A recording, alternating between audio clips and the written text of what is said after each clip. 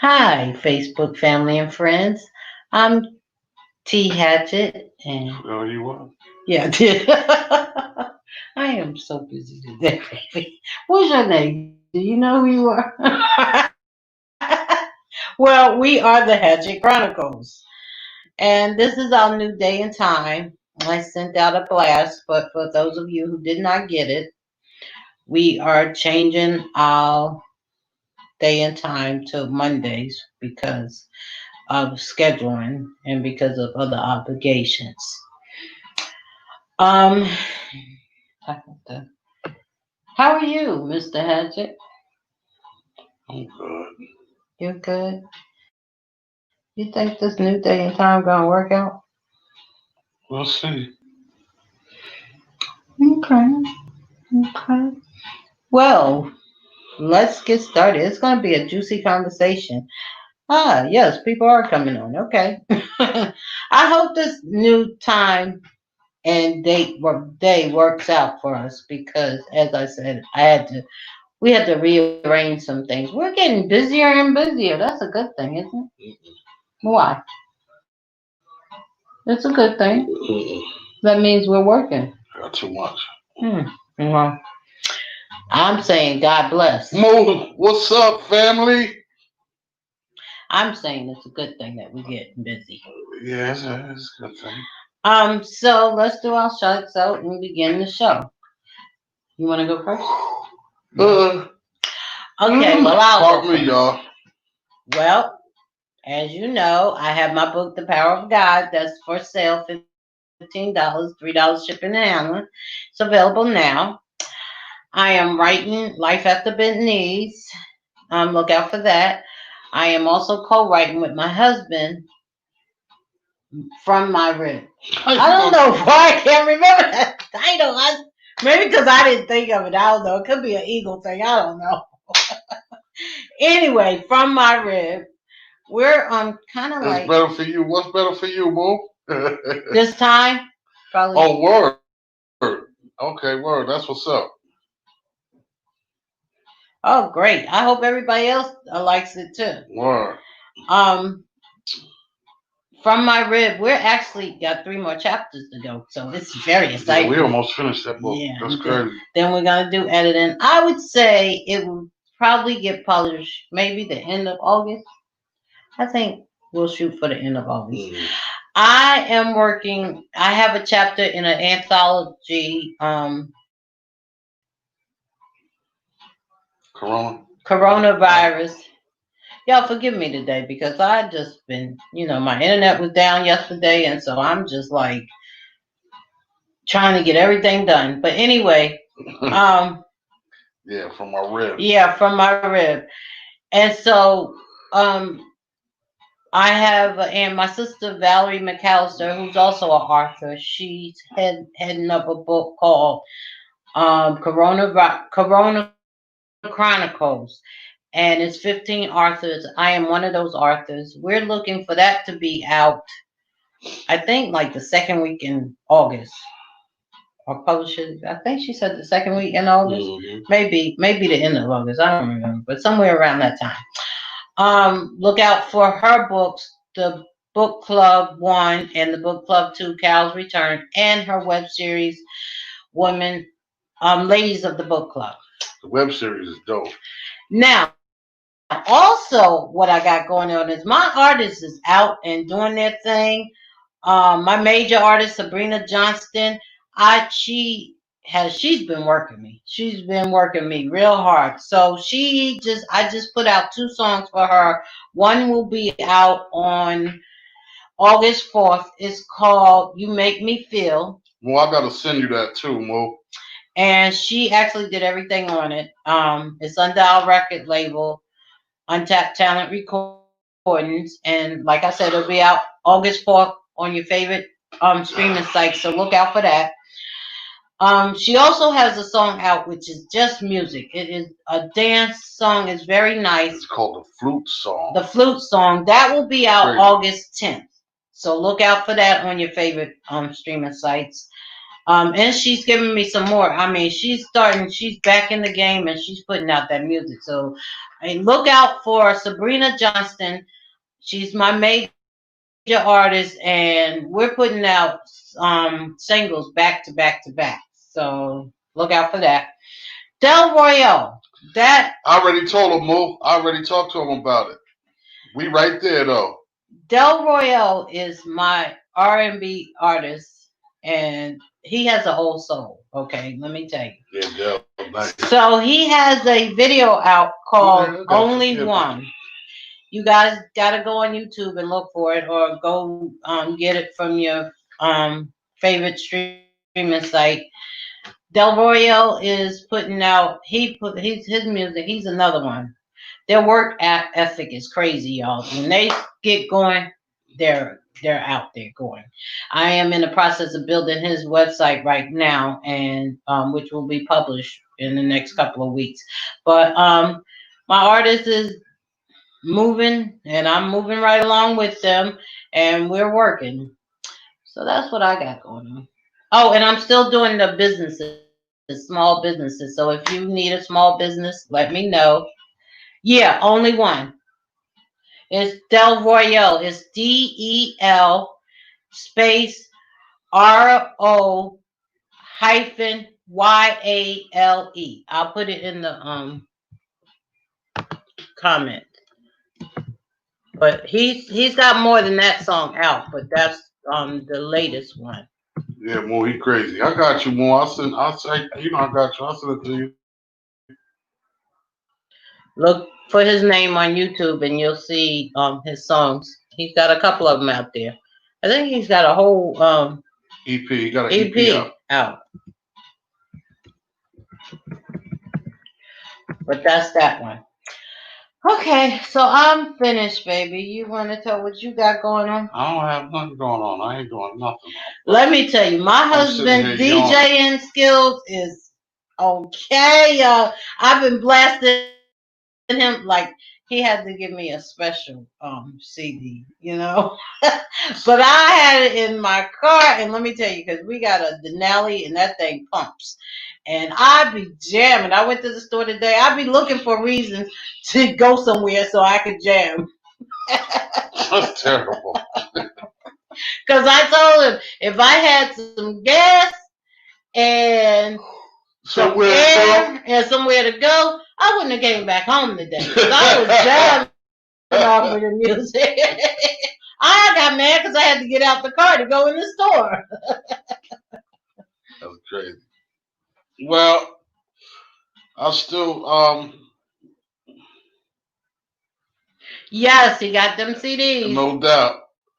I got I haven't even checked on the status of the beat tape I got out lately. But I know the last time I checked it was over 70 something listens per month. I know it was over 70. Um he said, damn, Irvington, man. Irvington, Miami, word. I got the B tape out. That joint is still bubbling around. I switched my night from Thursdays to Tuesday night, my Facebook Live DJ thing. And I just want to say, man, thanks to my bro, man, Mustafa, man. We've been, man, he's like a brother to me, man. He is my brother. I don't even like saying that because it makes it sound like we separated, but for real, like, Moo used to come to the crib and hop up on the couch, go on the refrigerator, do all of that. Mom, hey, Mom, and y'all gonna have a we are gonna talk about being in a volatile relationship. Do y'all want to talk about y'all separation? Well, what happened, Mo? Why did y'all separate? We can talk about that. You know what? Yo, Tamil, what's good, bro? Jazzy B, what's good, bro? So I mean, just the DJ thing is it's been like 25 years, man, and since I've been back doing my thing on these nights, man. I've been getting a lot of love, man. And I definitely appreciate it, man. All the brothers, it's a whole, a whole bunch of us, man. It's like 11 of us, I think. Don't get me wrong with the number, but we call WAC DJs. Working hard at creating kings. That's the acronym for WAC DJs. And each of us got a different night on Facebook Live, man. So you could go on and we be in each other's room, cutting up, going crazy, man, supporting each other. And I just think it's a dope thing, man. And I haven't been this excited about doing a lot of stuff in a long time. For the last 25 years, 25, 30 years, I've been doing R&B and hip hop. And don't get me wrong, I've had some lucrative things going on with that. And I still got a lot of ties and a lot of people, I still do a lot of work with and stuff like that. But I'm just saying, since I got back with the DJ thing. Your CDs are coming. Girl, yeah, we had so much troubles with your CDs. I don't know what's up. Somebody ain't want you to have no CD. But they coming, baby. I got you. Can I finish? Okay, I'm sorry. Listen, you do that all the time. No, you cut me off all the time. Yeah. Okay, good. The fire house is crazy. So the flash drive is crazy. Yeah, the flash drive is crazy too. What else? Oh, I'm still doing producing, cutting and chopping and making scenes for this class that I'm doing. I'm doing a production class, and it's actually teaching young cats, man, that want to start producing. What's up, cousin Steve? Want to start doing production? I'm doing that, and I'm gonna show them how to work a program. And when if you stay with me and finish the class, for the duration of the class, when the class is over, I'm gonna give you a sound pack with over 5,000 sounds in it that I use. So that's a good thing too. So stay tuned. Look out for that, man. Look out for the book me and my wife are doing. If you want the sound pack, you can get the sound pack without taking a class. It's gonna cost you $35, but it's definitely worth it. So you could inbox me, hit my email, hit the Hatchett Chronicle page, this page. You can hit me on Instagram. You can hit me on whatever. Holla at Mustafa. Holla at Tamil. Holla. I'll definitely get the message. Hey, Steve. My cousin Steve got a joint out too, man. That's on YouTube. Steve, type the name in of that last joint that you sent me that's on YouTube. That joint is crazy. The joint is crazy. I want to do a remix of that too. Yes, it will be an online class. Oh yeah, and another thing too, DJ Tamil, he got not flash drives, hard drives with I think 7,000 songs or something like that on them. You definitely you could catch him on Facebook. He all over Facebook. So if you want some classics, club classics, reggae, whatever you want, he got the hard drives with it. And Mustafa got the 50 for 50 flash drives. He got the CDs and he got his 50 mixes on a flash drive for $50. You can't beat that, man. You can't beat that. So 1,000 or more. Okay. 100,000. 100,000 or more. All right, Tamil, I got you, bro. But so that's what that is, man. And basically, that's all we got jumping off right now. And on to the show. Let's get to the show. Ooh, it's juicy. Baby, why people be telling me about the faces you be making, and I be looking straight ahead, and you be making faces at me. If you look right there, you can see whatever face I make. And I don't care what people tell you. And I don't care if you make your faces. Look, I ain't shaved. I don't have no haircut. The pandemic got to me today. Pandemic got to both of us. I ain't shaved. We almost didn't make the 6 o'clock meet because I was like, it was too much going on today. But anyway, okay, to the subject. What's the subject? I forgot. I'm not even. Oh my goodness, that is horrible. You forgot. I'm not gonna lie. I'm gonna internet shame you. You can't do that. Yeah, I'm gonna internet shame you. That's It's a not. new thing, It's you not know. gonna work. I got too many fans for that. They know How me you? too well. Well, you must don't think much about your fans if you forgot the topic. The topic is for your We fans. changed the topic like 6 times. Oh, whatever. Don't be. Anywho, the topic today is staying in a volatile relationship. And I thought I was gonna have problems with that word because I can't never say that word right. That's okay. But that's what it's about. And actually, it was. Take your time. Sound it out. Just sound it out. Do I need to go back to school? Five. Yes. Yeah, you know what? Entanglement. Yeah, you know what? That must be the new word. Created a word that's already, she recreated the word. Yo, they're going crazy off that on the net, too. But y'all know that it's a distraction, so be careful about that. How about having the chronicles about the chronic? I didn't think about that, but you just came up with our next topic. We're gonna come up with some. Oh, big man, what's happening? Yo, all my whack DJs is joining in on that. I'm loving y'all for that today, yo. Word. Okay, staying in a volatile relationship started. Actually, the subject came up because of Kiana. Family, right, and hopefully she gets the email of the change, and I mean the blast of the change, and she joins us because I really wanted her on here. And well, you know what? Let me just say this. You know, we mostly hear about women in volatile relationships, but I know that men suffer from the same fate sometimes.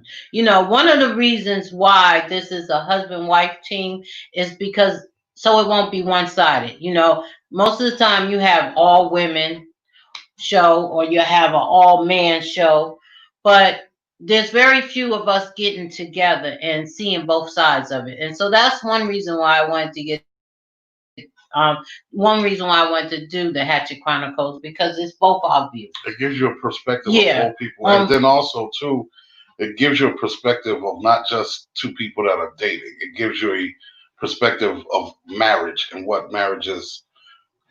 Just my opinion. Yeah. What marriage is supposed to be in our eyes, for in us, our eyes, exactly. and our opinion. Yeah. You know, everybody, their marriage is not supposed to be what ours is. Exactly. You know, because we live by, you know, different we live by the rules. word of God, and that's that, and that's point blank, period. And everybody, you know, and I'm not saying that, you know, your way of doing your thing is wrong or anything. I'm just saying it's our own. This is our own thing. So, and one of the things that I try to draw light on is because I'm not a society person. I don't consider myself to be, and I'm because Steve said he's a victim. But go ahead. Okay, good. We're going to talk about that. And one of the things is that I think a lot of times we talk about women being hurt and women and all being victims of stuff. But we don't, society is very hard on our men, especially our black men. You know, we tell our men to be strong, don't cry, they supposed to be the winner. And then in the same breath, we tell our men, you're not sensitive enough. You don't listen enough. You don't do this enough. Well, that's kind of wrong in my eyes, because how you going to tell them to be one way and then turn around the same sentence and tell them to be this another way? It's It's like we had talked about before, how when they had the father and son on the Facebook and they was hugging and everybody made a big deal about it because he was showing sensitivity towards his son. But yet and still, he's not supposed to do that. But then if he's knocking his son upside the head or talking to his son any kind of way, then everybody want to say, oh, he's mean and he's this and he shouldn't be like that. Well, you can't have it both ways. Right. So in saying that, Men are victims of staying in a volatile relationship too, because they trying to do right and they trying to be that man that society has told them to be. Or they might actually, like a woman, actually be in love and think that they can work it out. Yeah, and it's hard sometimes when you Have are you in a ever been in a relationship. volatile relationship? Nah, I don't play that. I ain't, no, no. You never. You know what? I was in a relationship where partly it was like that. You know, that sometimes I would give, you know, a certain amount of love or respect and I didn't get it back. And when that happened, I listen, man, I hit the doorknob because I'm not going to love you crazy and feel for you and all of that stuff when you don't love me back. Hmm. You know what I mean? I'm not going to give myself because I'm worth something. Yeah, but I let's am talk someone. about why people stay in volatile Sometimes it could relationships. be for convenience. You understand what The I'm saying? The kids, kids, a uh, lack uh, of confidence in their self. a lack of knowing what that actually is. Because sometimes you could be in a relationship like that and not even know that that's what that is. You Yeah, understand what I'm my saying? sister told me one time Look, I was in a Steve said relation. you'll be better off with God in a relationship. That's You right. always 100% God is supposed to be, and that's the only one that is supposed to be in between you and your mate. And he But said because of age too. yeah, because That's of age, we know some people like that yeah. who's trying to. Some people are actually mature than the other person. They might be the same age, but one might be more mature than other. Not wanting to start over. Mm. That's a part of That's another thing too. That's the part of Afraid of starting over. yeah, that's a part of afraid. I think it all ties into one when you're afraid. Mm-hmm. But what I was saying is that um when you're in a volatile relationship and for whatever reason you decide to stay in that relationship,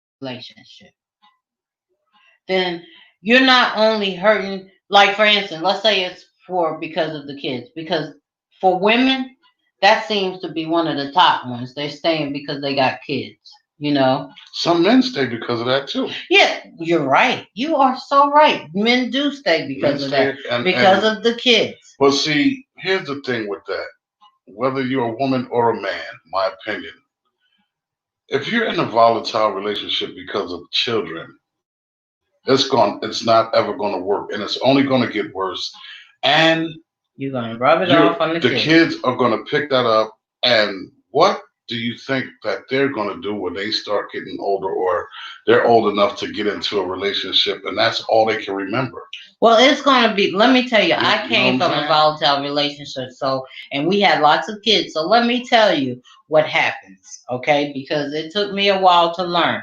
You have your children that have a lot of anger built up inside, and Resentment. they just explode at the top of just because somebody could say boo and they explode because it's all that anger that's inside. Then you have your children who's too submissive, like they just don't want to cause no problems and just anybody say anything to them, let them get run over because they just don't want to go through the drama. Mm-hmm. Then you have your kids that they just angry and mad at you because you stayed. They don't care the reason, and they want to do opposite of what you did. Right, and see, and then too, like it goes so deep as to being held responsible for that by the children, and then Exactly. That's what I mean. and then they don't know, you know what I mean? It comes to a point where they don't know exactly what happened when that door closed. They're in the same house, but when the door closed, or you come in from school or something, and one of those moments are happening or something like that. You know what I mean? And it's just And then you have your children who pick sides. right. And then they feel guilty because they pick sides. And then they have a whole lot of issues when they get old because they felt like they picked sides.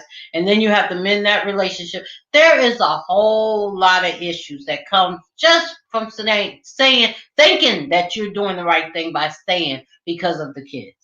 Steve said, you put all your eggs in one basket and find out that the basket doesn't have a bottom. Wow, that's That's crazy. deep. But let me ask a question about being in a volatile relationship. Now, that's why I wanted mom on, because I don't know the exact where, but to get a divorce is a sin. See, no, here's the thing with that. To get a divorce, the only time you get a divorce and by God's word is if a woman or a man, if they cheat. That's the only. That's Yeah, but basic. the Bible But says that and then if you cheat with your mind or with and your head, or if you if you let think, if you see, this is what I mean. Be cutting me off. You understand? listen, I was finna bust it down for you. well, bust it down, baby. No, I was gonna say that, and the Word of God says if you can divorce because of infidelity, right? Hmm. But that means on paper and all of that. But if you could divorce in your heart because you don't love anymore, because those feelings aren't there anymore, because of whatever the case may be, and it's just not there anymore. Divorce comes from the heart first. Not if they knew their parents was on one accord, but if their parents really was on one accord. Because you have parents that actually use the kids and they don't know. That's great damage. That's even the worst damage when you use the kid as in between of whatever the adults are going through. That's driving a wedge in between the children, the You're siblings, causing and mental hardship to the everybody kids in that house. when you use the kids. But a lot of parents do. Let me tell you, I didn't know anything. I come from a family. There was a lot of us, and there was three fathers. And y'all see Regina over there. That's one of my sister. Her father and my mother was together, and we were all one family. And birthdays, Christmas, holidays, everything we all spent together. Those three men were all there at the same time. If you gave to one kid, you gave to the other kid. My mother actually went on vacation with her and David's stepfather and my father and his girlfriend. They went on vacation together. So I was raised in a household where I didn't know anything about, you get married, get along, you separate, and nobody speaks to anybody and you fight for custody for kids. I didn't learn that until, unfortunately, my first marriage. That's when I learned about that. I never knew that's how it went. I thought, okay, we get married, we don't get along, we separate, but everybody's still one big happy family.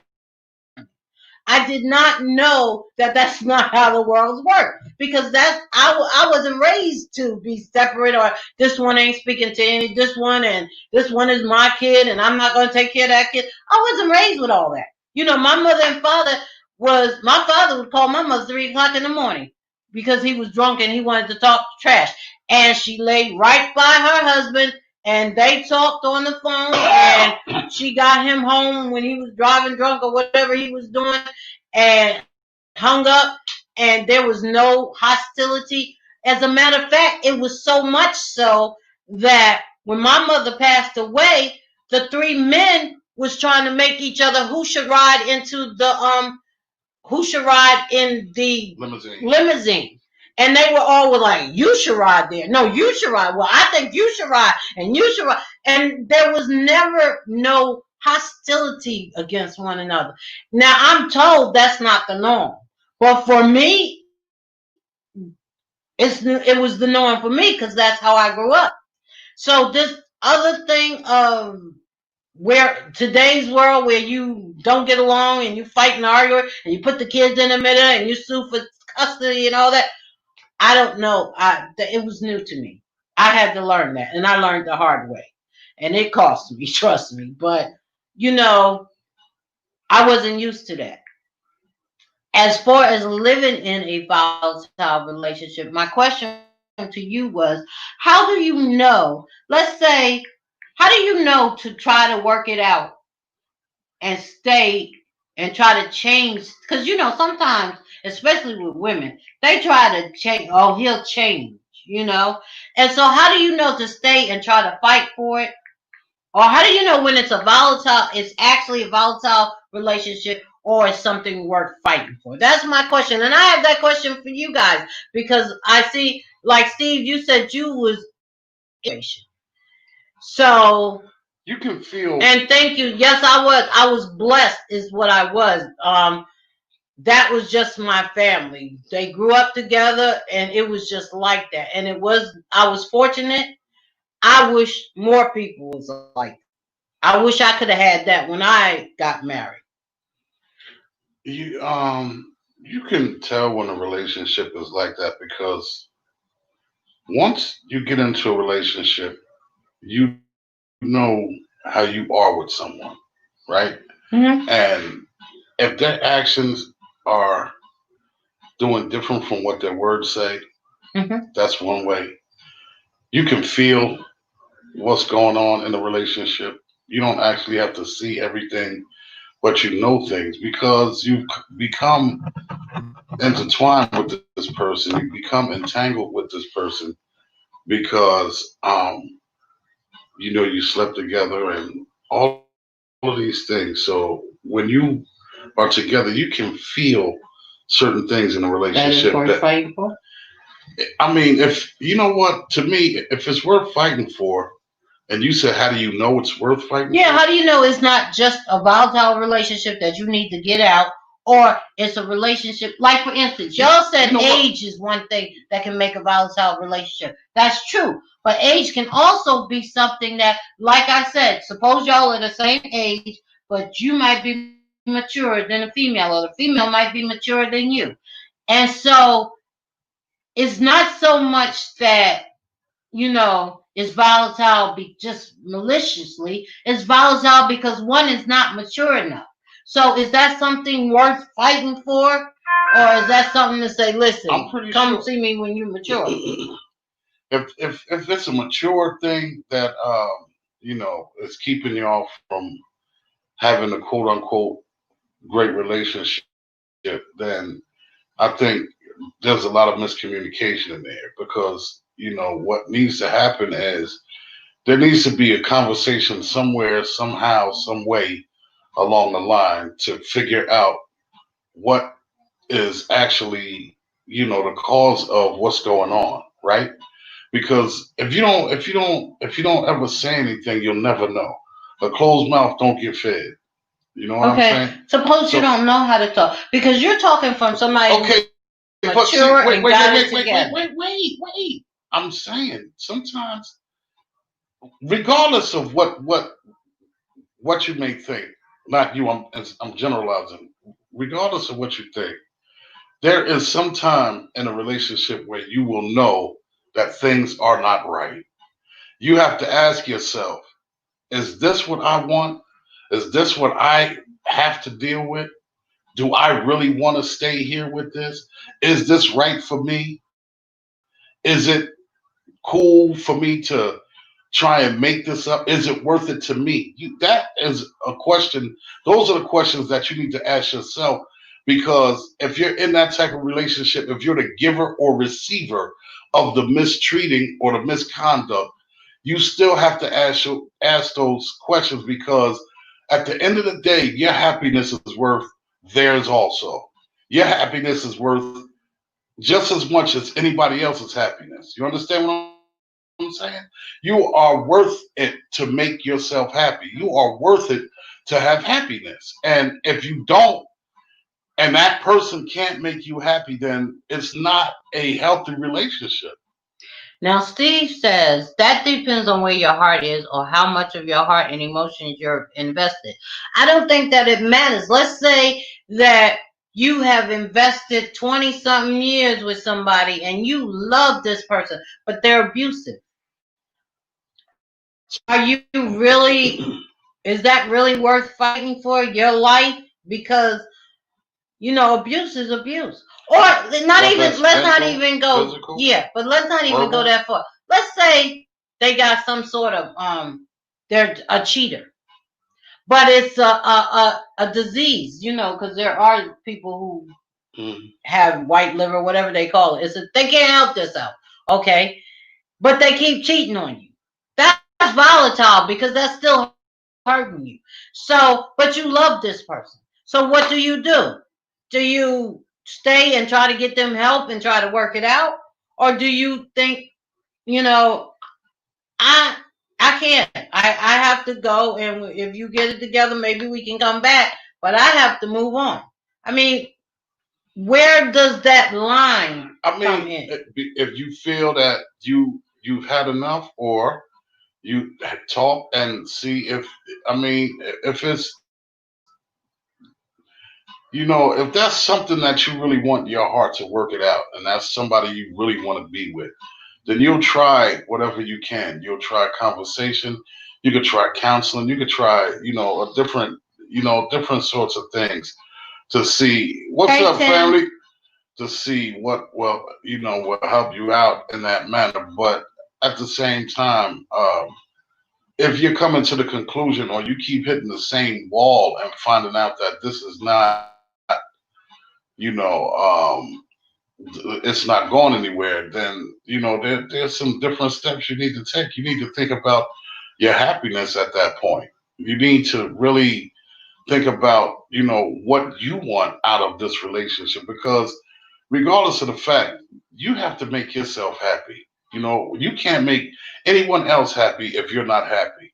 I don't care what nobody says. If you're in a relationship and your face is dragging on the ground every day, their face is going to drag on the ground, because your emotions will tie into their emotion. You understand what I'm saying?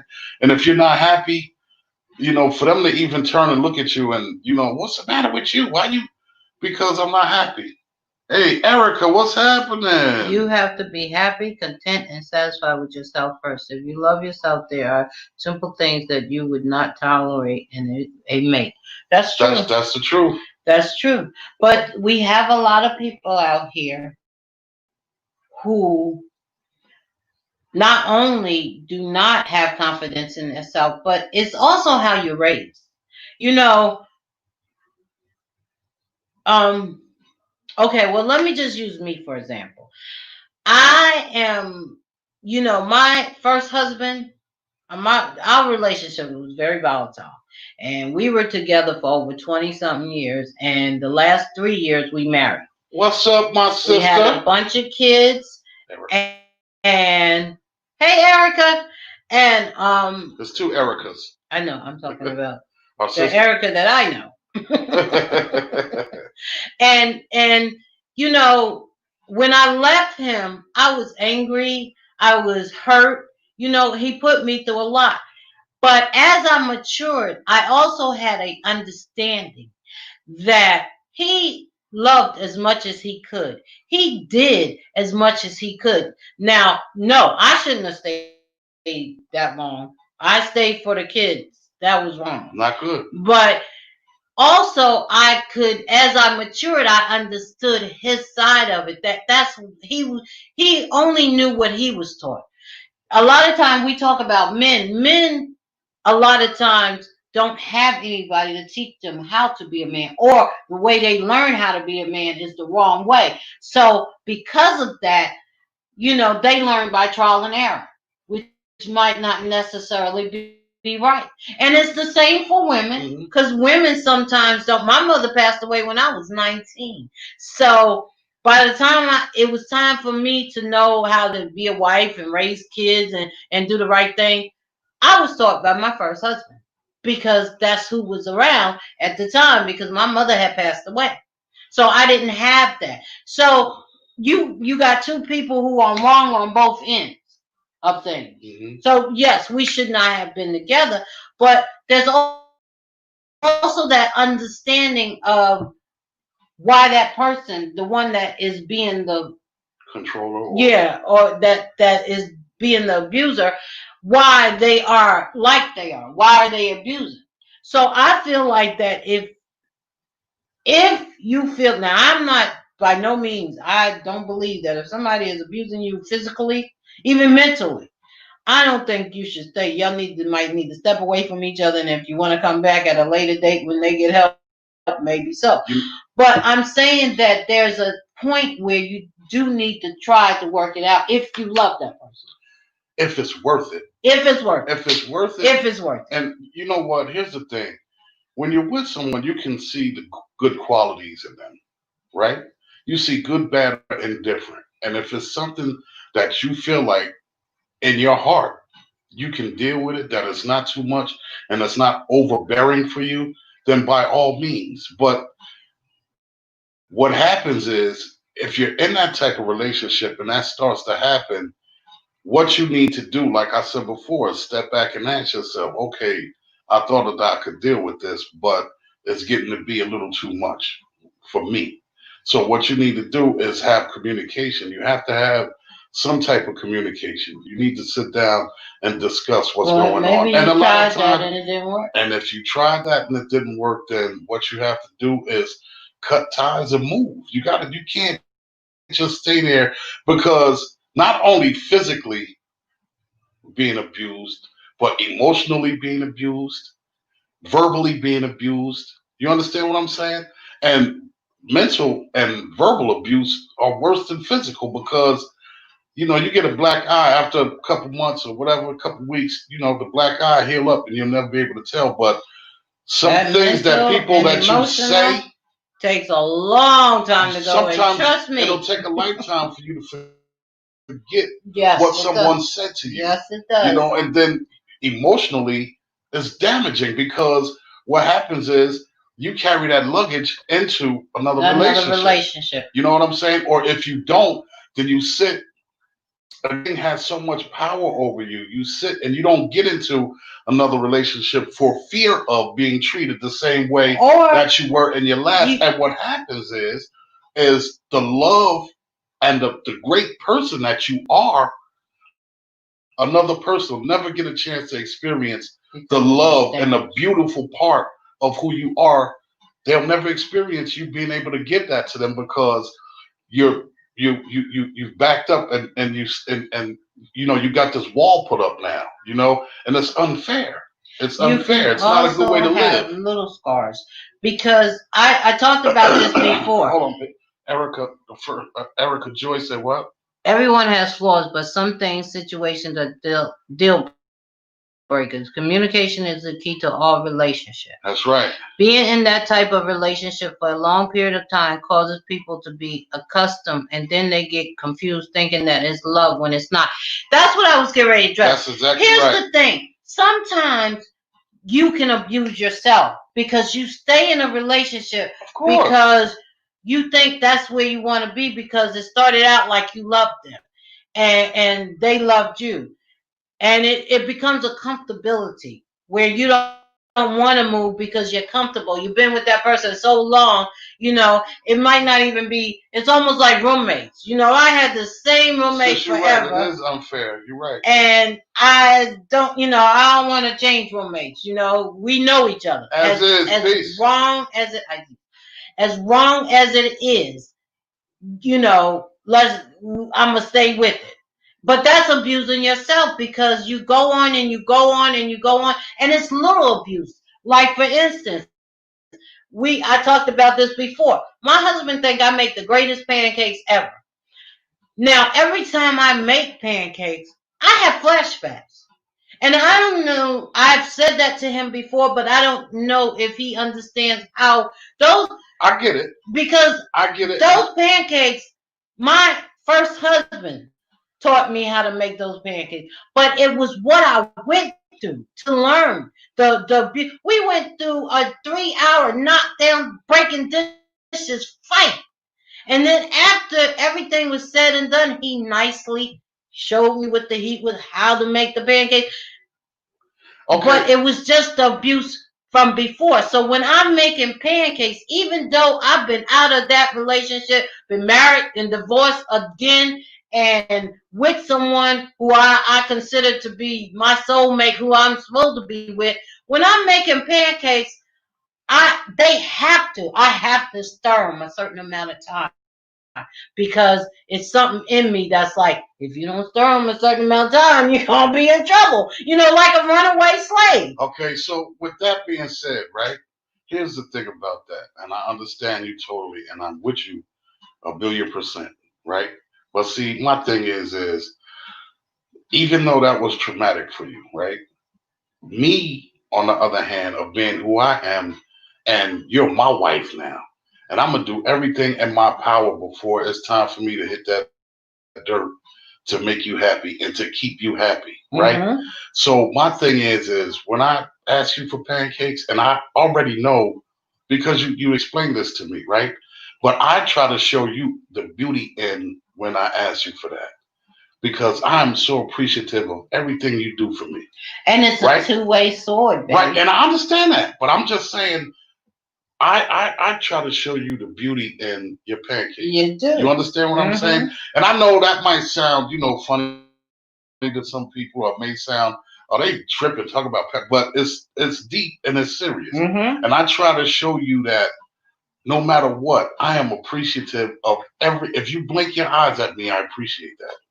And I know that. And so what I get caught up in is my husband, who I absolutely adore, and I don't have a problem saying it, wants pancakes. A little issue. So I'm gonna go make him some pancakes. And on the other hand, the person that I was go back to, oh, you better make these pancakes right. Yeah. So it's a kind of two-way edged sword. I don't care if you take a fork and beat the pancake batter 4 times and put them in the pan. What I'm saying to you is that I love the fact that you take the time and effort to do that for me. I understand that. You know what I'm saying? I understand that. And I don't care about how many times you need to stir it and how many. That don't matter to me. What matters to me is that you even have the thought in your mind to take the time to just do that for me. And I appreciate that. More than anything. My nephew says, what's up, nephew? Abuse aside, physical, mental, think we need to reach a point of equalization. If you love that person, you will do it. Meaning lowering your expectations or stepping your own game up, or better stated, meeting that person in the middle. You have to tell the needs, and you have to be willing to hear the same from the other side.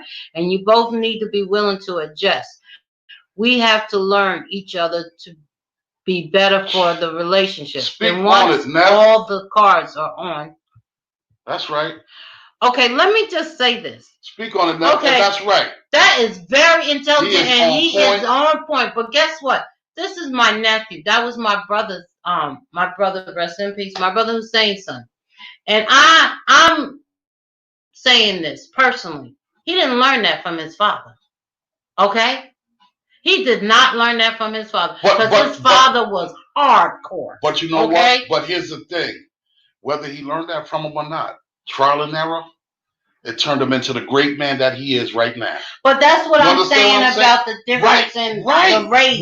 Right, no question. That kids take it differently. There's no question. From what they see. Listen, my dad was in prison all my life. You understand? So the man that I become, I attribute it to my mom and my uncles and stuff like that, and even my cousin Steve. You know what I'm saying? I took some things from my cousin Steve, but That's the last I wrote. Okay, Steve. No, you got it.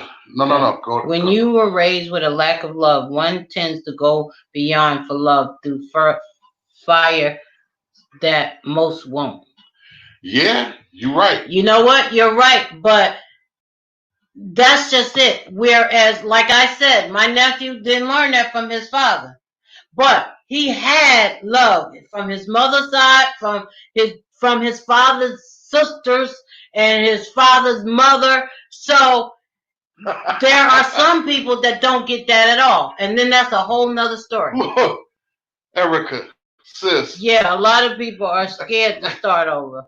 You're right. No, but she says, yo, she crazy. Frank, tell her she don't need to stir them pancakes. Use the machine. You know what?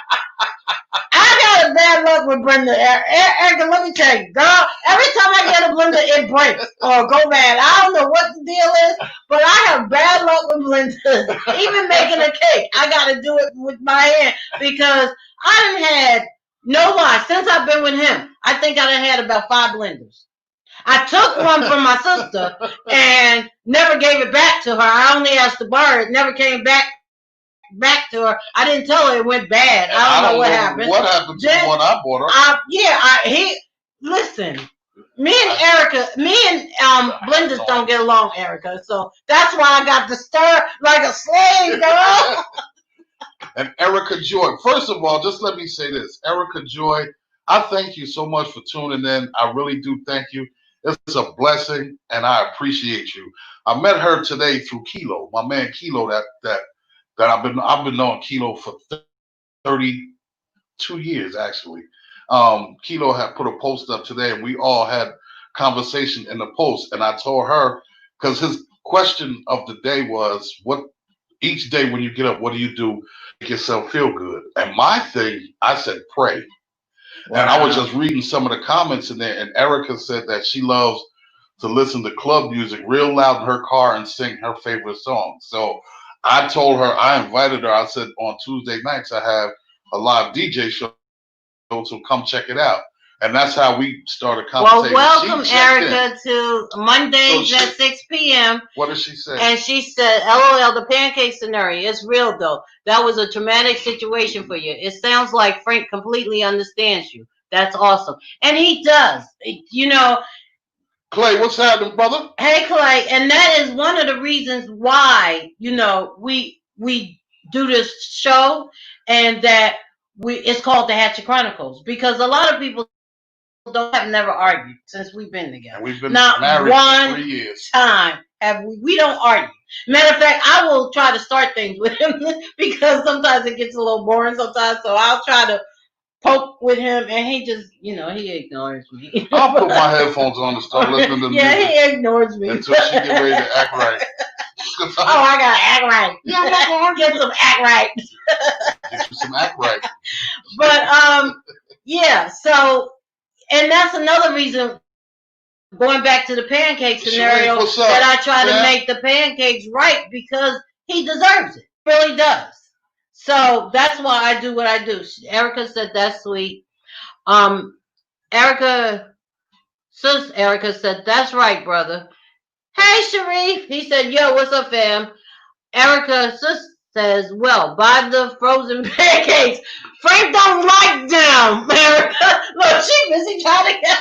That ain't gonna work, sis. He don't like those frozen ones. He know the difference. Plus, I make the pancakes and they be big as the plate. So it'll take him a whole box of those pancakes just for him to get built. And he don't like them. Wait, you don't gotta tell. You went too far. Oops. See, Erica, you getting me in trouble. Too far. We gonna have to talk about this later, girl. No, but you know what? And I'm being so truthful. If you did give me those frozen pancakes, I wouldn't mind because I know that you took time to make it. She said Frank already said he gonna love you anyway, regardless. So she's like, well. That's a fact. Look, it ain't the pancakes. It's the thought of my wife taking her time. It's the thought of my wife taking her time to want to actually do something for me is what I appreciate.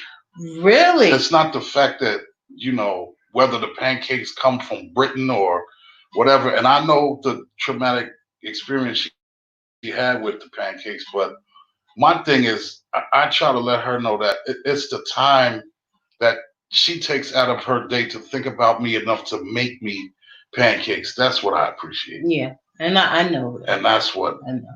Erica says she's a therapist by trade. That's interesting. You know, hey! Let me say, Erica, I do this because thank you. And that's why we always put we don't have a license, anything. But what this is real. And so that's why it's called the Chronicles. You know, y'all see the real us. You see his faces when he's annoyed with me or when he don't feel like being by. Like, for instance, this show itself. This was not him. Let me explain that to y'all real quick. Here's the thing. My wife woke up one day And this is, this is just, hey, sis, I didn't even see sis. Valerie, what's up, baby? I love you. Um, my wife woke up one time and she said to me, babe, God put it on my heart to want to do something. And I want to do a show on Facebook. And I was like, okay, that's cool, whatever. Now, I thought she was talking about doing it by herself because I was all for that. Because I really am not, I don't really rock with cameras like that. I like to stay behind the scenes and all of that. I really don't get into to a lot of that. So, long story short, she told me she wanted to do this.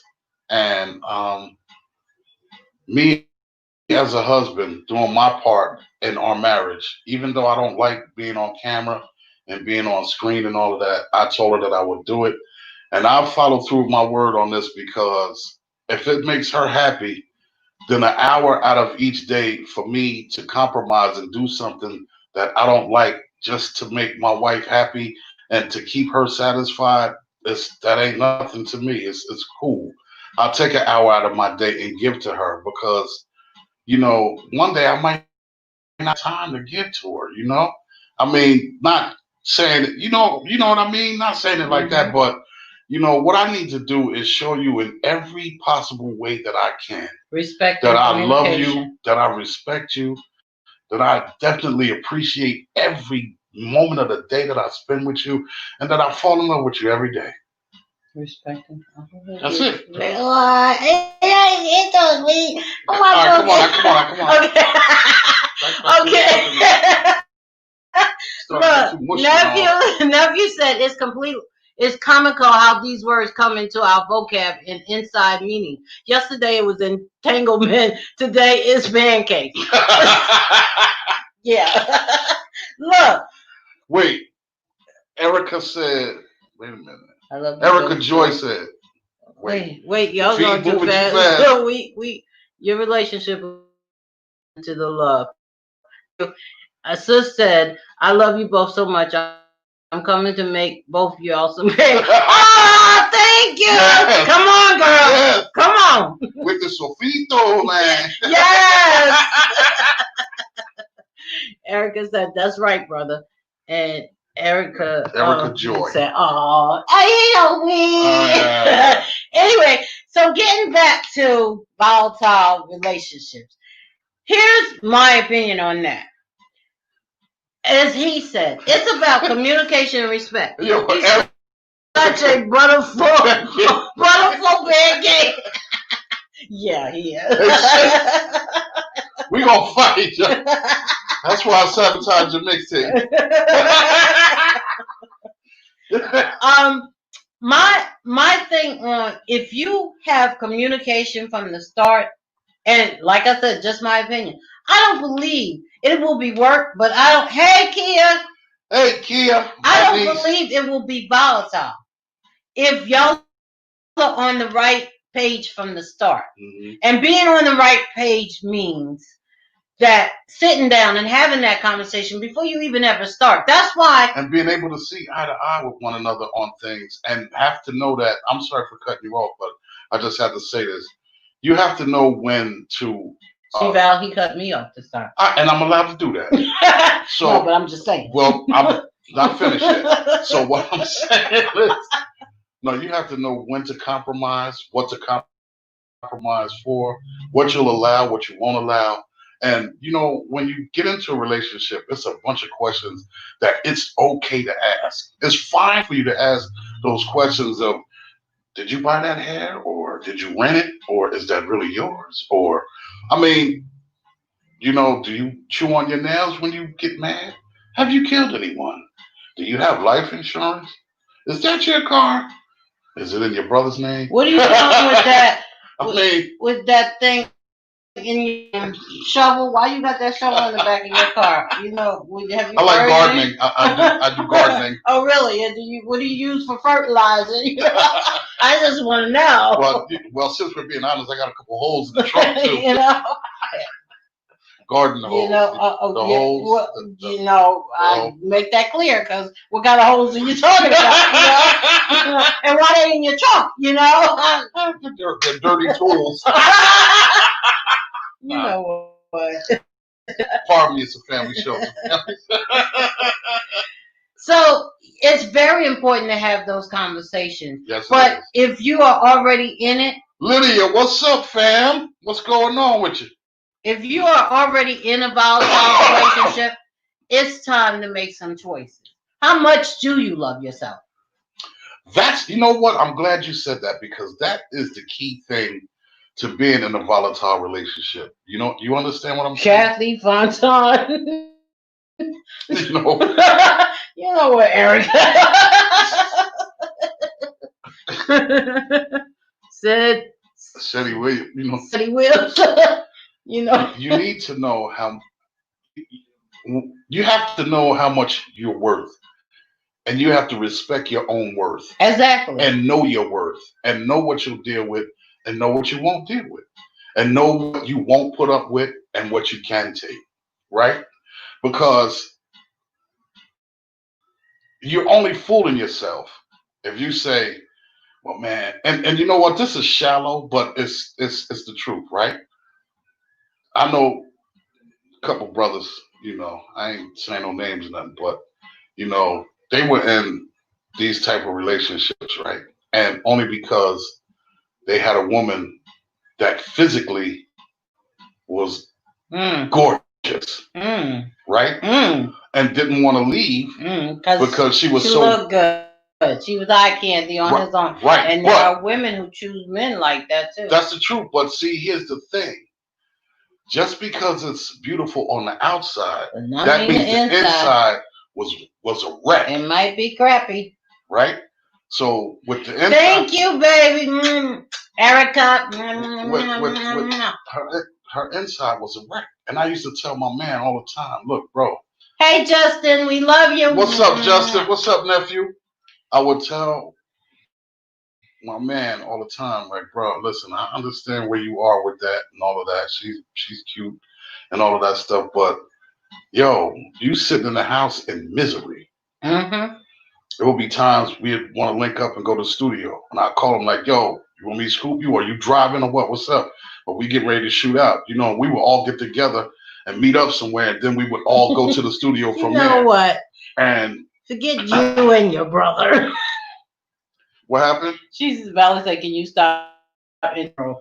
Yeah, right. It's okay. I'm so used to it now, sis. I don't even, But anyway, I used to tell him you gotta get to the point where you're worried about your own happiness, man.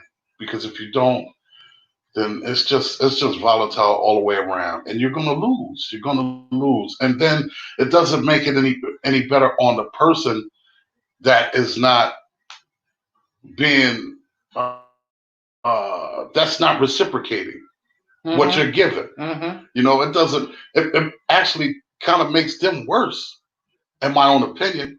Not only that, if you're with somebody for a physical look, you're not thinking about what happens down in the future if once you they change or you change. They might be with you for money. What happens if you lose all your money? That goes out the window. So all those years you spent on being with them, you wasted. Yeah, I mean, you met her at 19, 20 years old, and her cleavage was, sitting up like two halves of watermelon. But when she gets to be about 65, her cleavage long is 45 minutes. That's a very and that's precise description. I'm just what saying. What you know about that? I'm a man. Okay, I'm just saying it was really precise. I'm just saying we're gonna keep it real. We don't lie on this. And I'm just saying now her cleavage is long as heck, and that ain't nothing like. And you did all of those for that, and wasn't happy about nothing. No, that's so again, your first thing is to about your happiness. Yes, your inner self. How do you feel about yourself? Sis, and you can't get that time back. You can't get none of that time back. You can't get it back. So that's the first thing. She said, "Watch it, bro." See? Hey, look, that's what they make push-up bras for. Y'all gotta stop tripping. No, sister. You know what? I can't. Pardon me, and I didn't mean to offend any of my women. I did not mean to offend any of the women listening Oh right now. my goodness. I love all of y'all the same. I love y'all. It was a joke. Oh my goodness. But it's true. That's first you gotta have the self-love. How much do you really love yourself? That's right. Then after you find your self-love, communication. That's right. And then you need respect, you need loyalty, and you need morals. I think the respect got to come before the communication because sometimes if you don't respect somebody, you don't even really care. So you're not going to sit down and have the conversation. Yeah. So is the respect there? Do you really respect that person? I'm going to tell you this, and this is something I ain't going to put my business out there, but this is something I learned. If you respect somebody, and we had this conversation, if you respect and love somebody, you're not going to cheat on them. Why I am so short on that is because of myself. Like we said, these are just our opinions and our experiences. So I know. Oh, Valerie! See how she turned on you? See how she turned on you? I thought you loved me. Yes. I thought you loved me. And how do you know? You are very descriptive, Valerie. How do you know about that? Oh my God. I thought you loved me. Look, Erica said she did. Oh, so, goodness. I think that, like I said, first is self-love, second is respect. Because if you're not... Whoa. Erica Joy, you jumped right in on that one. That's terrible. Y'all terrible, man. If y'all don't respect, it don't even fight for a relationship if there's no respect in it. No. Or communication. Yeah. If you don't, but especially respect. Yeah, because if you have to have respect before you even get into a relationship. Exactly. You can learn communication. But if you lose respect, let's say you're in a relationship and you lose respect. There's nothing. I would wash. I would go somewhere else. Because you'll say anything to that person. You'll do whatever you feel like doing. Because you won't care about what they say. And that's just a bunch of wasted, harsh, terrible time that you're giving up when you could be doing so many other things that's positive, making yourself happy or making a significant other happy. You know what I mean? And again, you can't get that time back. Super dead. Gravity. You know what? I do love you, but your balls are saggy. Yep, they saggy like everybody else's. You know what? I don't. So you got yourself out of that one. You gonna have to get yourself out of that one. I was making a joke, and I got the joke back. It's all good. But yeah, you definitely need that. I enjoy to say gravity. You definitely need that. You need that self-love, and you need that respect because it's not gonna work. And you also need self-respect. That's what I said. That self-respect. Oh yeah, well that comes with loving yourself. Though. Right, but I'm just saying that's a very big part of it too. Because if you don't respect yourself, then you just go for anything. Yeah, some people actually feel like they deserve to be treated. And you know, another thing is you can feel like you deserve to be treated a certain way, but you don't have to be arrogant with it. No, I'm talking about deserve to be treated badly. Some people because that's something they're used to. Yeah. But I would say. You know, another thing with that is some people from pancakes to balls. I know, right? This is a family show, y'all. It's a good thing Mom ain't on here. Look, Mom would join right in. Yeah, she probably would. Look, sometimes in relationships, you have to be very careful of your family members that's in relationships, in volatile relationships. And that's an excellent point. Because, you know, sometimes you stay in a relationship because you figure, oh, well, you know, I done already complained and, you know, I'm just going to stay here because ain't nobody going to help me now because when they tried to tell me to get out of it, I didn't get out of it or I kept going back.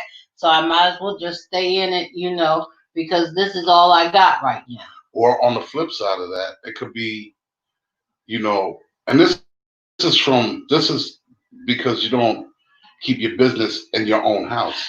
Instead of taking your Yes. business outside of your house, Yes. you could talk to your friends and your family members and your coworkers And and all they of that might stuff, be the and they're giving you totally different different. information Yep. than what you're supposed to have, and now you have 12 different perspectives on what's going on inside your household. Which is not good at all, because you could be sitting next to your, to your wife or your spouse or your boyfriend or girlfriend, and you're thinking about the conversation you had at lunchtime with your coworkers, and it's all your business. Now, what are they married, or do they have girlfriends and boyfriends, and Are how they are their jealous of you relationship? Are and they? you don't know about That's it? another thing too. So it's just not just one sided. You have to look at all points of the spectrum in order to get an understanding of what you have at home. Yes, that's true. And we did say that, and I was getting ready. I was waiting for him to finish because I ain't want him to accuse me of cutting him off. But I was getting ready to mention that also. What? She said, y'all left out one main factor. Come on, family. God first. Finding God during reflection periods allow people to make better choices when looking for a mate. That's true. But here's the thing. There's only one entity in between us. Now you see how tight we're sitting? Nobody and nothing comes in between us because when we first got together, the only entity in between us is God.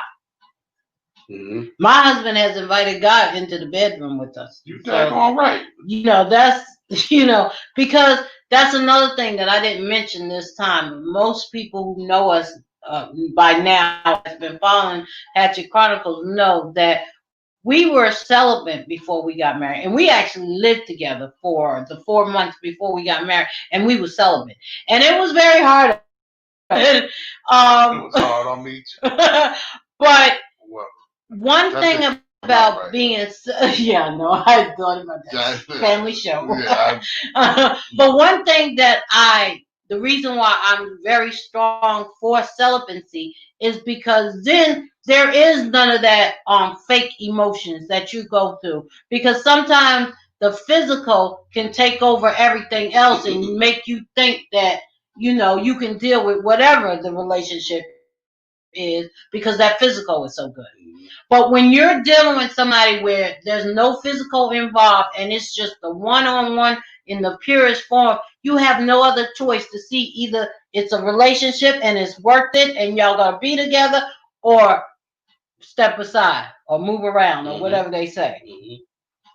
Joy said, I love it when couples are like an open book. You two compliment one another with your communication and laughter. And I'm about to make some blueberry pancakes, eggs, and bacon as I continue to listen. We're going to have to change the show to Hatchet Chronicle Pancakes. We're going to fight. As it should be, Erica said. And Kia said, true, so true. And Erica said, Sharon is Karen. Yes, most definitely. And so I say that to say that if once you have God is the only thing in between you and your mate, then understanding of a relationship is very much understood. And it makes it better for the relationship. And God will bless the whole situation, and that when it comes to that arena, God will bless your whole situation, because you are doing things that are of Him and that are of His kingdom. But you got, because let me just say this. Sure you do. I was the type, and I still believe this, but in a different realm now. I always believed that, a woman shouldn't pray for a man.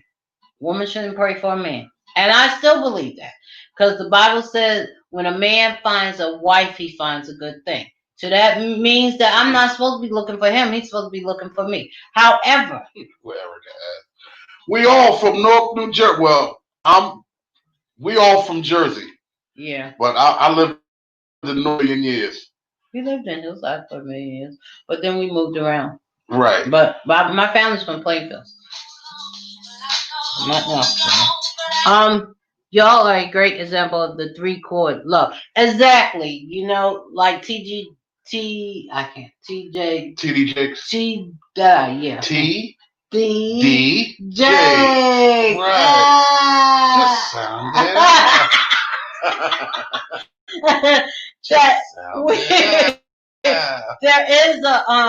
there is a chord, and that chord is God, and then it's us, and God holds us. Mm-hmm. And so one thing that I didn't do is in my relationship, one thing that I didn't do in the other relationships that I did in this relationship is I confirmed with God. I never did that before. Yes, I believe that a man finds a woman. I didn't pray, and that was all good. But I never confirmed. So when things went wrong in my relationship, then I was like, "Oh God, why he acting like this?" But I never even asked God if that was the one for me. It was different with this relationship. When this man said, God told me you was gonna be my wife. Yes, at first I was a little sassy with it. God ain't tell me that. But it came to a point where I had to get down on my knees and confirm that yes, this is the one for you to marry. Notice how I said to marry, not to be with, have sex, and y'all mess around. This is the one that you will marry. That's the difference. And then the conversations was always open with questions, even up until even now. Yes. We're married now, and there is still questions. You're right, Joy. We are family. Yep. Sharon is Karen. Erica Matt says, "Where are y'all from? I live in New Jersey." Valerie said, "Y'all are a great example of three chord." Erica said, "Newark, New Jersey." Erica Joy said, "Oh, okay, great. I'm from East Orange. I live in West Orange now. We are family." Yep. Yes, we are. We are family. You I got got all all your my sisters sisters with with you. me. Hey, hey, hey. Because I don't know what happened to Steve. I don't know what happened to Kilo. I don't know what happened to The Moo. women are taking over. I don't know what happened to nobody on my squad today. But it's all right. See, guys, I don't want y'all to run away. I wanted y'all input too. So because, like I said we stated in the beginning, there are men that are in volatile relationships, and they are going through things too. It's just not as much talked about. Hello, Sister Davina. Dag, all my sisters Hey, are on. sis, what's happening? And I think that men need to talk about it more. Like be more like you, because baby, you're a good example. You're like an open book, and you're sensitive. You can go through all those moves, and you're not ashamed of your emotions, and I like that. I'm just not going to. Uh, I'm just not going to settle for anything, and I'm going to say how I feel. And there's a diplomatic way to do everything, right? So I'm just not gonna settle for anything because I do believe I'm a king. I'm a great man. Yes, you are. I've went through some things in my life. I've done a lot of things and I've learned. But when I gave myself to Christ, God showed me that I am a great man and that I can do all things through Him that strengthens me. So Amen. I'm a king and I'm not settling for nothing but the best. But a queen. Of course. I mean, that's And see, that's where saying. the self love begins. Because if you're in a relationship and you know you have self love for yourself, and you know you're a king or a queen, then you can either work it out or you can move along. That decision will be easy. But if you don't have the self love and you don't know that you're a king or a queen, or you're staying in for the reasons like we talked about for the kids, or because you just don't want to go nowhere, then convenience. I don't want to move because I could save a lot of money here, and I don't want to get my own spot right there because I'm trying to get this car, and you're gonna stay in that volatile relationship, and it's gonna be terrible, man. And that it's not gonna. Your happiness is at stake, and the longer you stay, the more damaging it becomes. And you don't even know to the extent that you're hurting yourself by being there without taking a minute to step aside and say, is this what it's really supposed to be like? And it'll be what Erica said. What? There are men and women in these relationships that aren't healthy that end up being scorned and carrying that into the next relationship, which is called That's what I said baggage. earlier. Yes. That's what I said You earlier. carry your baggage into the other relationship and you don't unpack it. And when you do, it's at an inconvenient time that where you're not supposed to unpack it at, and you mess up that relationship. And that could have been the right relationship, but you don't know because of all the mess you brought in it from other relationships. Baggage gets heavy. Yes. And whether you're going into a relationship or not, at some point in time, Thank you, you need to Erica. clean out your closet. Exactly. Whether you're in a relationship or whether you're, just, sitting home contemplating on getting into a relationship or whatever you're doing.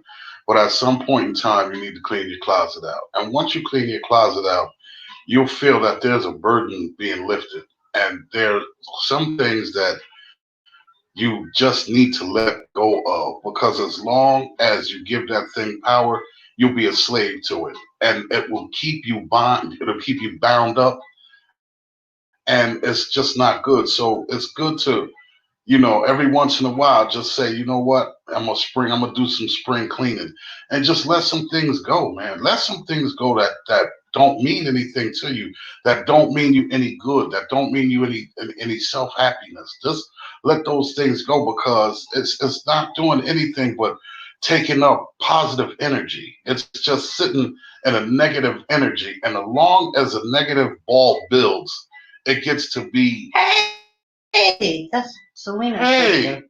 hey, it gets to be, this that negative ball gets to grow bigger and bigger, and then, once it starts to roll, it's going to destroy everything in its path. So you definitely have to take time with yourself to, clean out your own closet, man, because if you don't, that's detrimental, man. And also, we talked about communication in the beginning of the relationship.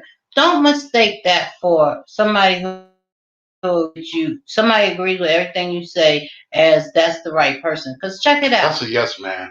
Yes, I have always been for it in my relationships, and I will tell you in the beginning, I put up with this, I won't put up with this, I'm like this, I don't do this, and most of my relationships, they have agreed with me that I think the same way. Yes. And then somewhere along the line, a few weeks later, a couple of months later, all of a sudden there's a change, or they looking at me like a deer in headlights. And it's like, but I said this. We talked about this. Why is this happening? Because I just am going to agree with you so I can get what I want. That's what that is. And I had to learn that too. Because that's what that was. That was agreeing with me so that they can either be in that relationship with me for the time being, or if they can get in it, or for whatever reason. Because I'm the type, I've always been the type, I will deal on any level. Listen, what do we jump off? Just tell me what we need to do, and if that's what I'm feeling, the old me, not now, the old me, if that's what I was feeling, then hey, I'm good with we just being each other jump off, because I don't like to be crowded anyway, or I can deal with us seeing each other only on Tuesday because I got other things to do anyway. But however, As long as that's the understanding that you come to, exactly, and you realize that that's all it is, exactly, and there's nothing else that's going to become of that, or you're not trying to exactly, make anything else exactly. become of that. If you both know that that's what you're going to do and that's where it's going to be, then if that's something you choose to rock with, then that's fine. It's cool. But if you start to get, you start catching feelings and stuff like that, there needs to be another sit down. Exactly. You can't just assume that other person is It's going to feeling the start way feeling the you way you feel. feel, because, And then you get mad nah. because they ain't doing a certain thing, but y'all already talked about that y'all wasn't going to do that thing. And then all of a sudden now you got feelings and you mad because that person ain't doing what you think. They supposed to catch feelings like you. And that doesn't work like that. Everybody's not the same.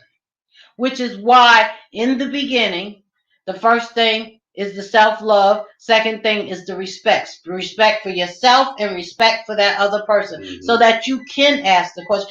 And People say marriage is work. You got to keep going. You can't You just, know what? okay, I got him now, so I ain't got to do nothing No. now because we married and. And No. see, that's a good. I'm glad you said that because here's the thing: a lot of people they may jump through hoops, Mm-hmm. in the beginning just to Mm-hmm. keep you impressed because they Mm-hmm. think that that's impressive. Mm-hmm. You don't need to do stuff like that. You do what you normally do, and if that person is not receptive to that, then it's okay. That ain't for you. That's it's not for you, and you just move on. But I mean, if you start out jumping through fiery hoops, and you know damn well You that don't that's not normally jump through hoops. fiery hoops, and you 2 years down the line, and she looking at you like there ain't been a hoop in here since we met. Exactly. What And happened? what happened to the hoop hopping And the and fire and yeah, stuff. and all of that, and you like, oh man, I don't feel like, and see right there, that's where the wedge starts at. Because that's something that you did. One thing about me, and I always say this, I've always been lazy. So, and what that means is that you gonna because I just don't have the energy to be nothing else than what I am. So, if I got to do something extra for you, it's gonna be a problem because it ain't gonna last but a day, maybe 5 minutes. Because I'm gonna be like, I ain't doing all this. If you come into my house and my bed ain't made, that's because that's the way I live. I don't make my bed because I'm not gonna make my bed just to impress you. And then we get together, be in a relationship, and then you see the bed messy, and then you gonna be looking at me like, why the bed ain't made? Because I don't make beds. You're laughing at what I said. There ain't been a hoop here since we met. Exactly. So you got to come correct. Don't do all that extra if that ain't you, because you're not gonna keep it up. And then here's another thing: when you start out doing something, those are the things that you need to keep doing to keep them. That's why I said don't do nothing extra, because it's enough into the work that you got to put into the relationship. You know You what? don't need no extra. You make your relationship or your marriage what it is. Yeah. You Yeah. make it what you want it to be. Okay? And I don't mean by trying to dictate. That's not what I mean by that. What I mean by making it what you want it to be is you compromise on both ends. You do what is necessary. You necessity, and you figure out what's fun for the both of y'all. Like, even though, you know, this pandemic and all of that, and we've been in the crib and all of that stuff, we still have movie night. We get together and we get some Well, we popcorn or was doing something. that before, so the Right. So, pandemic didn't. right. But I'm just saying for those that might have gone through that and be like, "Dang man, I'm been in the house with you for 3 months, man. What the?" But we have movie nights, and sometimes I ask my wife to go on a date with me, and she looking at me like, "What? Go on a date?" And I'll call her because my studio is on one side of the house, and our bedroom is on the other side of the house. So I'll call her and ask her to meet me in my studio, and I'll play oldies but goodies, like old songs that we both know, and we'll sit here and we'll laugh and joke and talk about the songs and what Yesterday, we was y'all, he feeling gave me of. a CD, and I got those digits. You know, that was. I got those digits. He came over, girl, child. No, he did give me those digits though, and he did come over though. No, but what happened was, what happened was, we bug out like that, and those are the things that you need to do to keep your relationship or your marriage. You keep it spiced up. She came and said, "Mr. DJ, can I get one of those CDs that you make?" And I said, "Yeah, I got one for you." And she was like, "You mind putting your number on the back of it?" And I was like, "I don't know. I'll think about it. I don't know." Yeah, because at first he was kind of snippy because I asked him if he liked spaghetti. He told me, "Nah." I was like, "Forget you then," because moving right along. But then she came back for another. I did because I thought I'd give him another chance. You know what? I'm not gonna say what I really thought about that situation. But anyway, I took the CD and I just remembered that she was like, "Can you give me a number?" So I just wrote my number. I wrote my phone number on the CD, and these are some of the things that we do to keep our relationship fresh. These are things that we do to keep one another happy and to keep. There's nothing I can't ask my wife for, and the same here. Like, there's nothing that she can't ask me for. There's nothing we can't talk about. We can talk about everything, and I love that. I don't ever have to keep anything a secret from her. Bad or indifferent, I come to her and say, "Babe, listen, this is what it is." You know, and 9 years, right by now? No, Six, seven, 7, 8. eight. It's 8 years of 8 years of We knowing each both other. counting. That's Yeah, not that's crazy. five, Wait, 6, 7. 14. We both I counting. forgot. 7. I can, 9. uh, You said it was 16.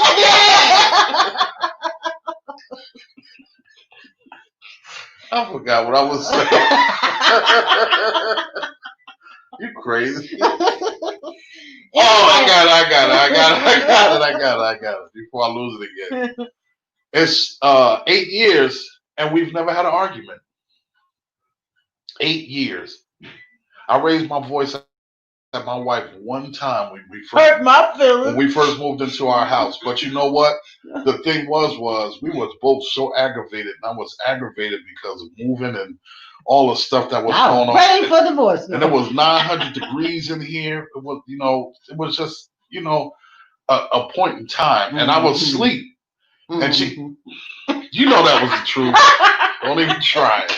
Don't you get on here and lie in front I of was these getting people. ready to call my boys and take it to the street. No. I tell you what. You tell me how that would have worked out for your boys. Okay. So anyway, I can't. Okay, we supposed to be serious. And that was the first time I ever raised because she said something and I popped out of my sleep and I said something and I felt so bad for like 2 weeks. I felt like trash and I kept apologizing and kept apologizing and kept apologizing because I don't ever want her to think that I don't respect her or I don't value her or I don't love her like I say I do. Like I would never ever hurt her in any kind of way. That's just It not. was hot and I was being annoying. And this is what happened. My husband, when I go out that door, if my husband hasn't heard from me in 20 minutes, he's calling to find out if I'm all right. Yeah. That's what he does. And so that particular day, I had been out. Me and my sister was running around for it was like 2 hours. I was out 2 or 3 hours. And I was really talking crap to my sister, talking about, oh, and I had called him to ask him a question. He ain't answered the phone because he was in this heavy sleep. And so usually my husband don't be in a heavy sleep if I'm not in the house because he'd be worried about me. So I was like talking trash, like, oh, he ain't even answering his phone. He ain't worried about me, blah, blah, blah. And so when I get in that house, I'm going to tell him about himself. So I kind of came in the house and I was loud. And he was been up for 24 hours. And I was just like in his ear, oh, you can't answer your phone. And he was like, I was be asleep. And it was like, he yelled at me.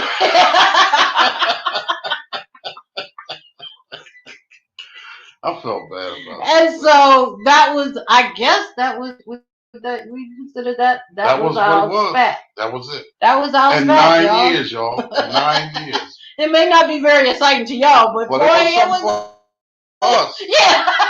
But you know what? I thank and praise God for that because I had previous relationships where they was knocked down, drag out every 2 or 3 minutes, and that's not cool. So Another point I want to make, and Erica Joyce said, "What? that's correct. The same things you did to get with the person, the same things you need to keep one another happy. That's right. Another thing I want to make. Go on and get them blueberry pancakes together, girl." I want to make a point of. You said something about being controlling. Guess what, y'all? This is my king. I am submissive unto him. His word. he has the last word in this household because he is the man of this household. And I say that with very much pride. And I'm not just saying it. This is something that we live by. My husband has the last word.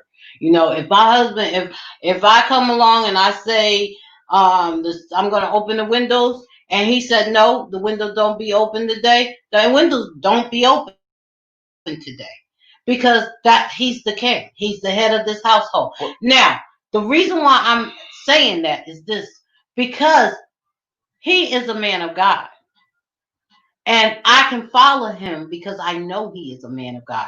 And because he does not take, I can trust him that he will not take advantage of my submissiveness. He will not take advantage of me and my vulnerability. He can stand in my king. And I can trust him as my king to lead.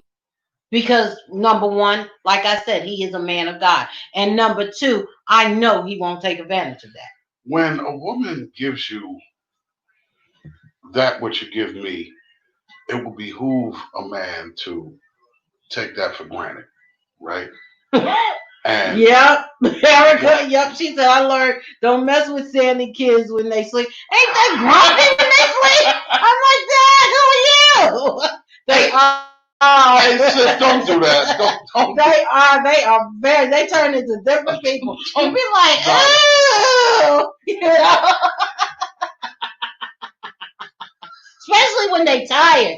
When they real tired, you can't even say food to them. It was like we was just laughing a few minutes ago. What happened? Nah, don't do that. Don't do that. And I'm telling Sandy on y'all. I'm trying to tell Sandra Bowles. She said moody. Yeah. No, we not. Stop it. Hey, Carmen. Hey, Carmen. She knows Michael Bullock. Oh yeah. You know Michael Bullock, don't you? She's the one who sings, right? That's Carmen Brown. Yeah, my cousin. She's the one who sings. Yeah, we have a mutual friend in common, Michael Bullock. When see, I don't lost my train of thought. Well, what I was saying is that you. He has a good heart. Yes. No, I don't. She might be talking about Michael. No, she ain't talking about him. She said, Erica said, I confirmed it. You know what? 3 o'clock, your eye gonna be. She said, yeah, see? Michael Bullock. Who has a good heart, Michael Bullock or me? Both of y'all have a good heart. I don't think I have a good heart. You do have a good heart, baby. I just think I deal with people. No, you have a good heart. You deal with people. You think outside the box. You don't always judge people and say, well, they like this. You be like, well, maybe you got to understand people. You have to look at things optimistically, because if you don't, then, you always come up with. Oh, she said you. Thank you, cuz. Come up with something that's not, so to speak, correct. And in so many words. If you look at things with an optimistic eye, it always gives a person the option. You don't always take someone's option away if you don't look at it. If you don't look at things optimistically, you never give a person Erica an says option. you have a beautiful heart. And that's true. And I think sometimes that you don't even realize how, because we know that Sandy also have the other side to them. Sis, I love you too. I love you too. And so, if somebody push you to that point, the other side come out. But I don't think you realize, like, for instance, I remember when I first told you, baby, you have the last word, right? And you be like, yeah, but that don't stop me from discussing it with you. And so it's like things like that. You are so kind that you don't even want to take credit for being as kind as you are. Thank you, cuz. I love being happy. You did. I just try to give respect, and I try to show love. I try to give a helping perspective, so to speak. That's just who I am because I don't like negativity. I don't like, you know, I don't like I don't like a bunch of drama. I don't like that. Kilo, my dude, what's good, Hey, family? Kilo. I don't like a bunch of drama around me. I'm not. I ain't with that. I'm just not. You know, when I was into the drama days, that was for those drama days. But I thank God that He brought me from a mighty long way, a mighty long way. Mm. So you know, and I'm thankful, and I just look at things, and then too, you can't, you cannot knock the hustle when you start to get older. You know what I'm saying? You That's start to get true. older, We ain't gonna talk about it. and That's a then whole nother subject, the so old age. right. So what happens is when you start to get older, you look at things a lot different because over the years you acquire information, right? Mm-hmm. And once you start to acquire these gangs of information, then you start to prioritize and, you know, put everything into perspective on what should be, you know, dealt with first and how to deal with it. And that self You know, love will come into play. sure it If will. you don't have no self love all these years and then you get older, about getting older that a lot of you change a lot of things. All right, Hatchet, y'all got 15 minutes. Listen, it's we have point with this show is supposed to be an hour long, and we're getting longer and longer We're an with this hour and show. 40 minutes in right now. Yeah, and but we enjoy you guys, and we thank you for your support and you guys joining in with us and keep supporting us. Look out for us on Mondays now. We have moved from Sundays to Mondays due to our schedule getting busier and busier. My sister Valerie McAllister, she has two books out. Um, the Book Club 1, the Book Club 2, Carol's Return, and she has a web series, The Ladies of the Book Club. She's heading up out. We're writing an anthology. Um, the Corona Chronicles. I have a chapter in that. There's 15 of us authors doing that. My artist, Sabrina Johnston. I want writers on that, cuz. My major artist, Sabrina Johnston. I just dropped two songs for her and wrote. They will be out. One will be out May 4th. That one is called You Make Me Feel. Then she's got another song out that's strictly music that I just dropped out. That'll be out on May 10th. That's called the The flute flute song. music. Yeah, the flute song sound. Flute music. No, the flute music. Flute music. I thought it was a flute song. Well, anyway. Okay, don't confuse me now. Right. You know I'm old. So that's out, and she's dropping more. I'll be dropping her more songs out from her under our label, Untapped Talent Recording. My independent Del Royale. Look for him on YouTube. His latest works is called Only One. The video is out on YouTube. Del Royale. That joint is serious. My husband and I are writing a book together called From My Rib. Oh, I got it right. I'm writing a second book called Life at the Bent Knees. So we working here.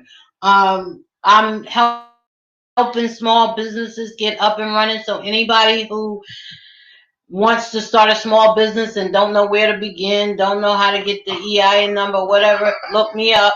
I'm not, sis. I'm waiting my turn. Whatever, Valerie, leave me alone. My book, The Power of God, is already out. My first book is $15, $3 shipping and handling. I am me. I am my husband. Call us, messenger us to get your copy. What else is going on with us? Um, well, y'all good, y'all. I can't see. Much love. Oh, y'all, get it. Much love. That's what's Kilo. up. I appreciate you, bro. You know what's up. You know how we give it up. I got the beat tape that's still out there. And I just want to thank everybody that support my movement and support what I do. Whenever I release music, they pick it up on any stream site and stuff like that. So I definitely want to say thank you to all who've supported anything that I've done. And this beat tape that I put out is definitely it's a dope piece of music. There's no vocals; it's just all instrumental beats, but it tells a story. So, and it's on all stream sites. You can go and get it on any streaming wherever you stream music. You go on and grab that up. Um, I'm also still I'm working on an album that of my own, and thanks to Kilo, man, this dude, yo, this is my dude from 30 years, man. I love this dude like cook food at grandma's house, man. He really kind of got me into. He hit me one day and said, "Yo, man, your voice is important, and people need to hear you."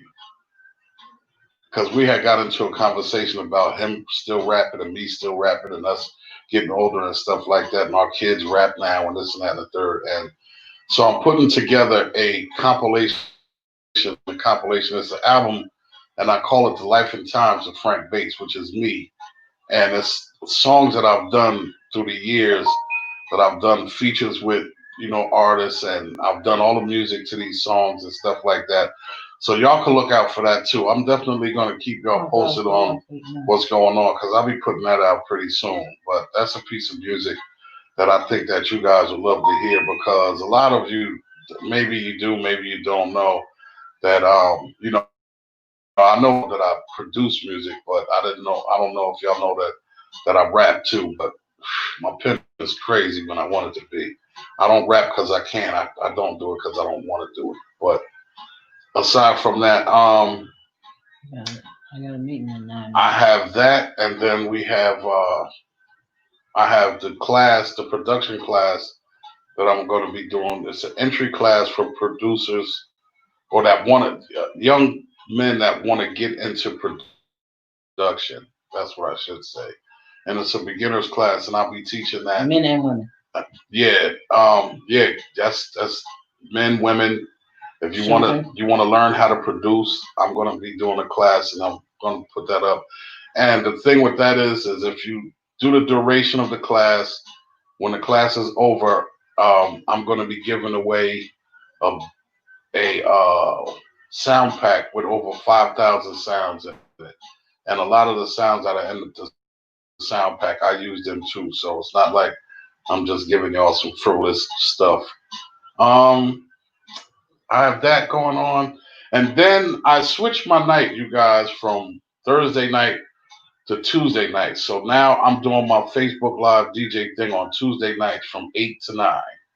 So every Tuesday night, if y'all not doing anything and you want to hear some great music, you want me to uplift you for an hour, get it in, you can get your dance on, you can sit back with a cup of wine and whatever you want to do. I'm on Tuesday night from 8 to 9. And he's still producing. And I'm still producing music. And I have CDs for sale, $5 for CDs. And I do flash drives too. I do $30 for flash drives, but you get about 7 or 12 different mixes of over an hour's worth of mix on each Mix. yeah, hours worth of music or more on each mix. And I give you 7 to 10 different mixes on a flash drive, and that's $30 for that. So we working, you we guys. working, man. And we thank you for the support, all the support, and Hatchett Chronicles fans, y'all are awesome. Y'all awesome. Yeah. And if you checking us out on YouTube, I want you to like, comment, and subscribe, and hit the notification bell so that you'll know when we drop new videos because we stream live from YouTube. Facebook and YouTube at the same time. And like and share on Facebook. Like, share on Facebook. So if you're on YouTube and you're checking us out, like, share, comment. And if you're not on YouTube, go by and just comment, subscribe, and hit the Yeah, just hit the subscribe anyway. Yeah, do it anyway. So with that being said, y'all, we love y'all. We thank you. Oh, one other thing. The comments on this show is just our opinion. We're not licensed in any. But we do have a licensed fan on here. Yes. And we appreciate Erica Joy for and she is licensed. So if y'all need some mental help, we're gonna get you some mental help. We got friends in high places. We're gonna definitely get our girl to holler at you. You understand that? Erica says she need that flash drive cash app. I got you. I got you, sis, Erica. I got you. I got you. Um, there was something else that I was getting ready to say. Valerie. Opinions are like a-holes. Everyone has one. LL. You know what? she being so grown today, ain't she? I'm gonna get with you in a few minutes because I'll be talking to you at 3 o'clock, and you 3 o'clock. Well, so we appreciate it, and if you have an idea about a show, if you have a comment, if I you have gotta a go back topic to what Steve said. I that think you we're want, gonna do the chronic. He said chronic about the Chronicles or something like that. chronicles about the chronic. Yeah. Ooh. Okay, So I don't know what I just did. Anyway, I'll look for it, Steve. And if there's but I'm just saying, if you guys come up with a comment or a topic or something like that, inbox us, let us know in some kind of way, and we'll message us some kind of way, text us, whatever. You got the numbers, text, phone call, whatever. And if it's a topic that you want to be invited on to be live on, let me know because I can invite you on live and we can converse. And we'll have you in a little corner a little corner right there. That would be fun. Valerie, I am going to invite you on as a guest to talk about the web series. All the stuff that you got going on. All the stuff you got going on. And I love all my sisters that are on here. Kia Reed, my niece. I love all of y'all. And I thank y'all. Brother Kilo, man, I definitely appreciate you. And it's crazy, you did say this earlier today. Whenever you go live, I pop up on your joint. Whenever I go live, you right there. So that's what support is about. That's what support is about. And I love it. And thank you, DJs. What is it? Whack DJs. Whack DJs because they was all on earlier. My husband Smile DJs is something that's because I enjoy it, man. I have a good time. And if he's happy, I'm happy. So that's what's up. And I want to say I appreciate that. Thanks to all the whack DJs out there, man, that joined in today, man. I really appreciate y'all's support today, man. Mustafa, Jazzy B, Tamil, everybody. I appreciate y'all, man. We love you guys. See you next Monday at 6 o'clock. Peace. Peace. We out.